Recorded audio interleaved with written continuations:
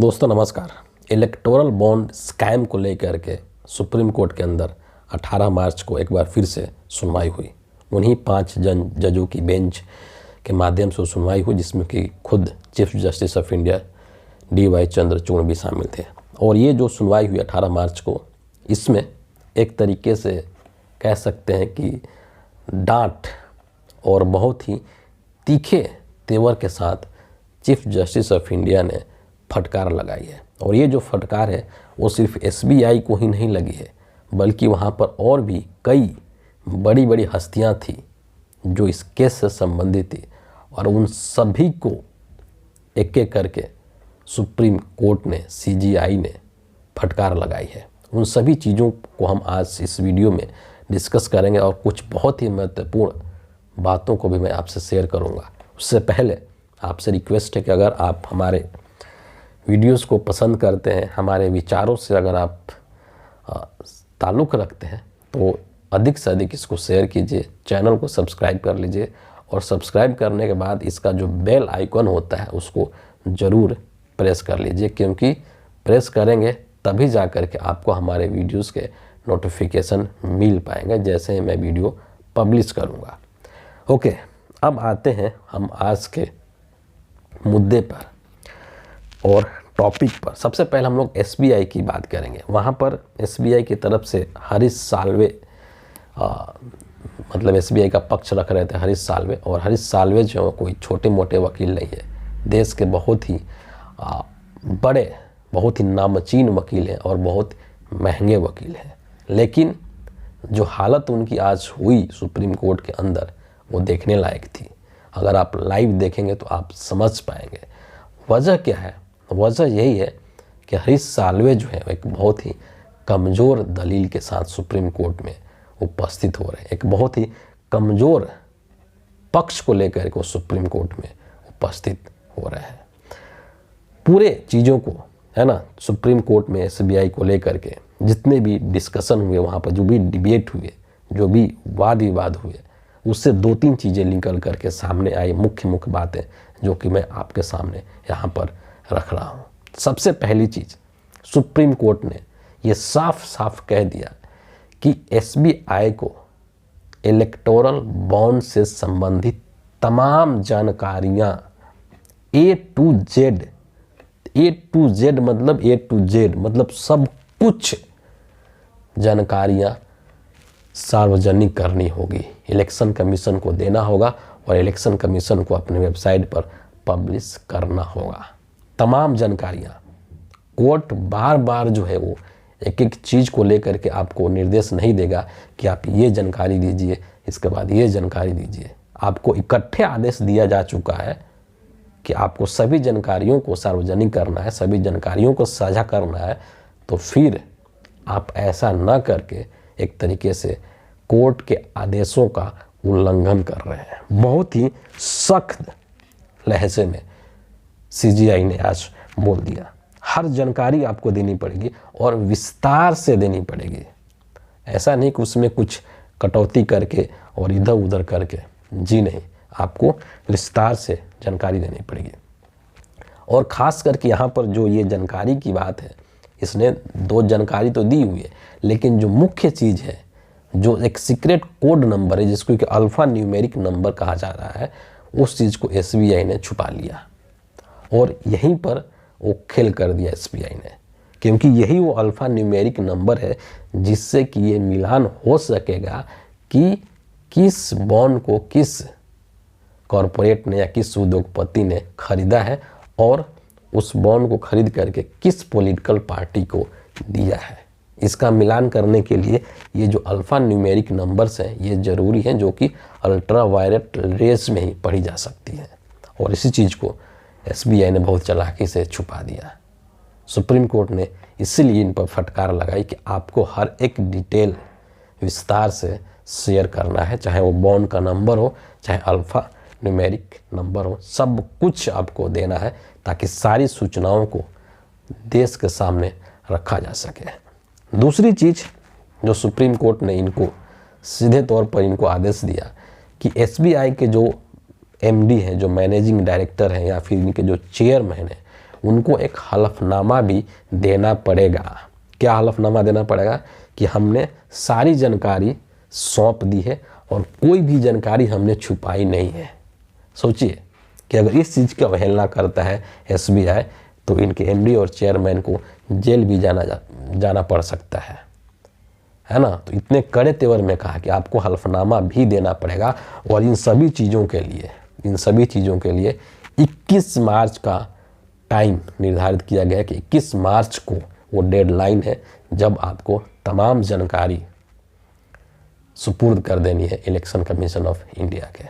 और फिर उसके बाद जो खेल होगा वो देश के सामने होगा, आपके भी सामने होगा और हमारे भी सामने होगा। सारा जो कलई है वो खुल जाएगा कि किस किस कॉरपोरेट जगत ने, किस किस उद्योगपति ने बीजेपी को, नरेंद्र मोदी को बॉन्ड के रूप में कितना रुपया दिया है।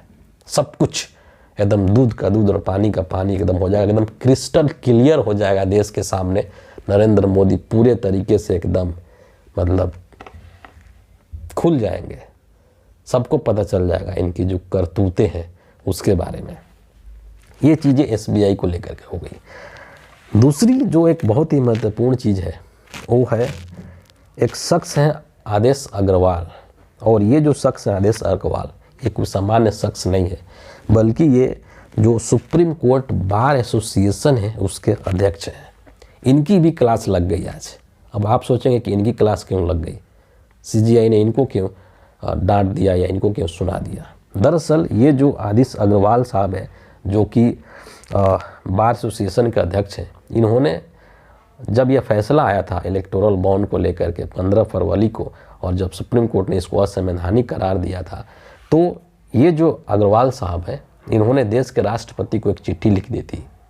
और उस चिट्ठी को लिख करके इन्होंने राष्ट्रपति से कहा था कि आप इसके अंदर जो है हस्तक्षेप कीजिए, इसका रेफरेंस आप लीजिए और इस चीज़ को रोक दीजिए। सुप्रीम कोर्ट के इस आदेश को आप रोक दीजिए और इलेक्टोरल बॉन्ड से संबंधित जो निर्णय आया है उसको तत्काल प्रभाव से बंद कर दीजिए। इन्होंने CGI को भी एक चिट्ठी लिखा था इन सब चीज़ों को लेकर के, और इसीलिए आज जो है CGI ने इनको सुना दिया। एक दो लाइन में आपको ज़रूर बताऊंगा कि CGI ने इनको क्या कहा। CGI ने इनको कहा कि आप जो है एक वरिष्ठ वकील होने के अलावा आप सुप्रीम कोर्ट बार एसोसिएशन के अध्यक्ष भी हैं। आपने एक पत्र लिखा है और हम कहेंगे कि आप इसमें मत पढ़िए। मतलब सीधा सीधा इनको एक चेतावनी है कि आप इसमें मत पढ़िए, एक नसीहत है। मुझे और कुछ मत कहिए, ये अप्रिय हो जाएगा। सोचिए कि सुप्रीम कोर्ट के चीफ जस्टिस को इन लोगों ने इतना मजबूर कर दिया कि इतने कड़े तेवर में उनको ये चीज़ें कहनी पड़ी कि आप जो है ज़्यादा मत बोलिए, नहीं तो फिर ये सही नहीं होगा हमारे लिए या आपके लिए भी।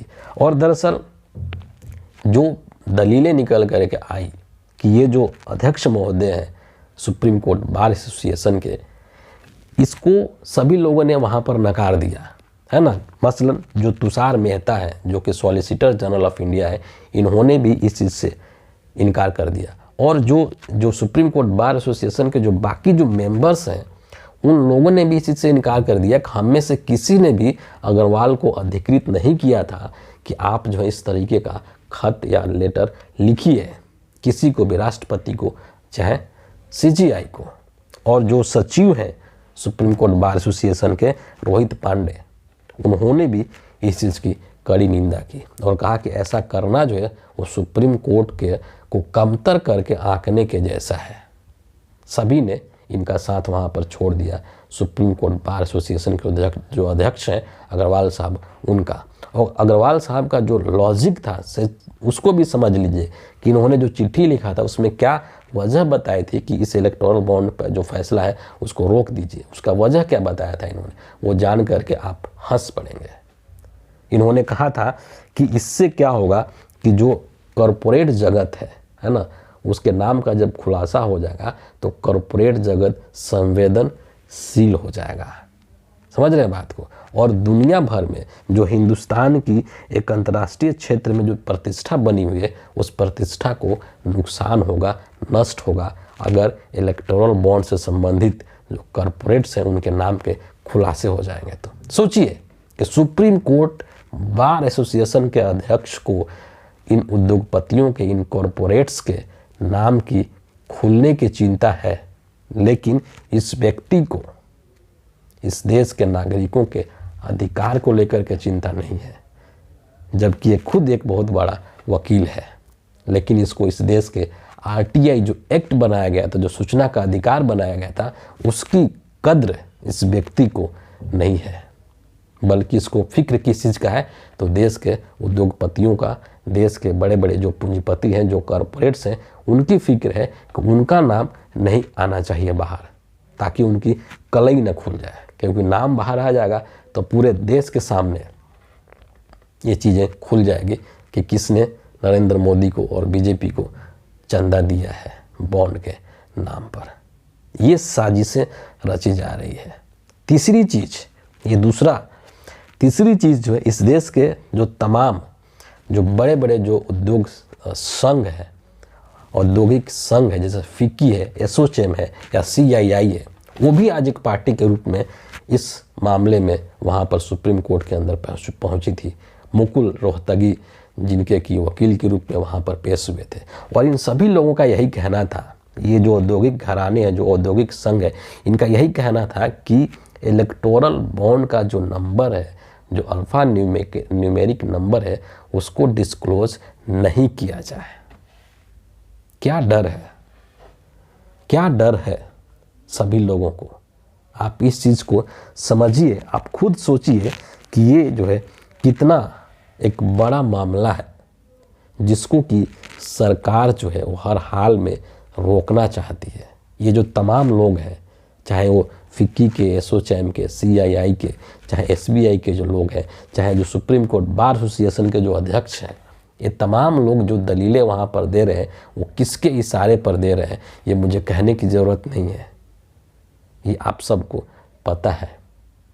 तो इसी चीज़ से आप इसकी गंभीरता को समझिए कि ये कितना गंभीर मामला है, जिसको कि केंद्र की सरकार नहीं चाहती है कि ये जो कलई है वो देश के सामने खुले। इसकी जो जानकारी है वो देश के लोगों के सामने नहीं आए, और इसीलिए इसको हर हाल में रोकना चाहती है, या इसको डिले करना चाहती है कि किसी तरीके से कोई भी याचिका लगा करके, कभी कुछ करके, और इसको लोकसभा के चुनाव तक रोक दिया जाए।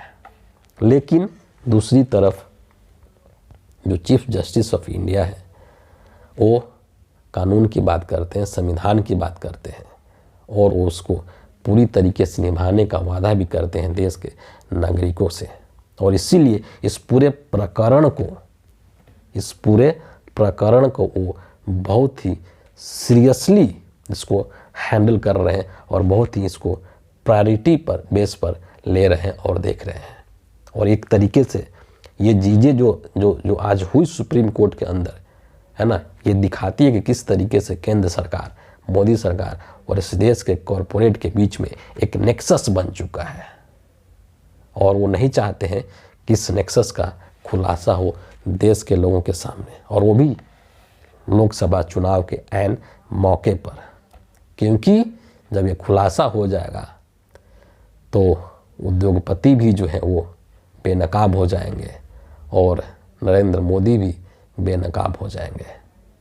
देश के सामने सब कुछ एकदम साफ साफ दिखाई देने लगेगा कि इस चुनावी बॉन्ड के नाम पर किस तरीके के धंधे, जिसको कि कहा जा रहा है कि चंदे का धंधा और वसूली का धंधा किस तरीके से नरेंद्र मोदी चला रहे थे, वो सब कुछ एक झटके में जो है वो देश के सामने आ जाएगा।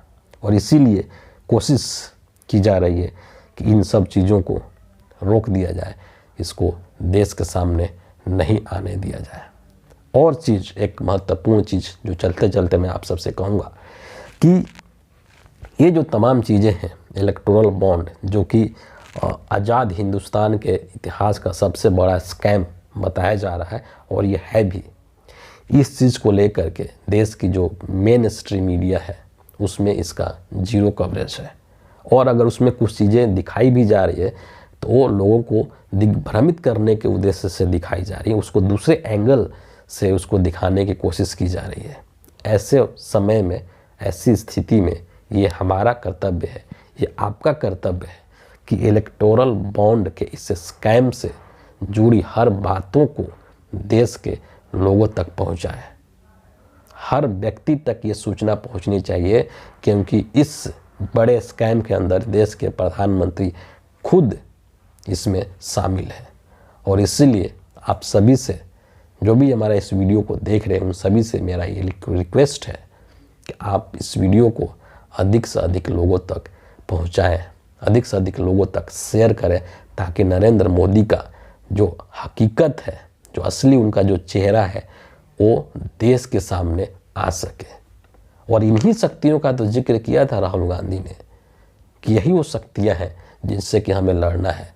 और इन शक्तियों का मुखौटा बने हुए हैं देश के प्रधानमंत्री नरेंद्र मोदी। तो उस मुखौटे को उतारना है, उस मुखौटे को बाहर फेंक देना है, ताकि सच्चाई जो है वो देश के सामने आ सके। इसीलिए आप लोग अधिक से अधिक इस वीडियो को शेयर कीजिए, हमारे वीडियो को लाइक कीजिए, सब्सक्राइब कीजिए। उससे हमें हौसला मिलता है और इस तरीके के कंटेंट बनाने का और आपके समक्ष लाने का। तो फिलहाल इस वीडियो के लिए इतना ही है। आप सभी का बहुत बहुत धन्यवाद।